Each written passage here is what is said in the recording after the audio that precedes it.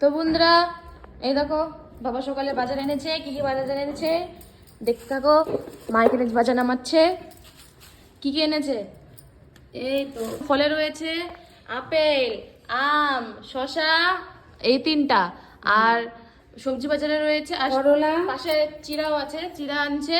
আর সবজি বাজারে রয়েছে করলা, চাল কুমড়া, চাল কুমড়া, পুঁই শাক, লাউ, পটল, আর এই যে বেগুন, আর এই যে ভেন্ডি। আর কচু। এই কটা জিনিস এনেছে। এইগুলা ছাড়া কি বর্ষার দিনে তো এগুলাই খেতে হবে। সিজন কত কিছু। কচুর সিজন, কচু, লাউ প্রায় শেষ সিজন। এই কচুর আর পুঁই শাক, শাক পাতা এগুলাই খেতে হবে। ভেন্ডি শেষ প্রায়। তো এই বাজার বন্ধুরা, কাল অনেকদিন আগের পরশু দিনের এই যে শুলা কচুগুলা, এগুলা কি যে করবো আজকে ওটা চিন্তা করতেছি।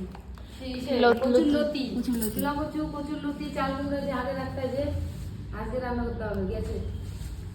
যাই হোক, এগুলো বাজার এখন উঠাবো, তারপর স্নান করব, ঠাকুরকে পূজা দেবো, তারপর রান্না।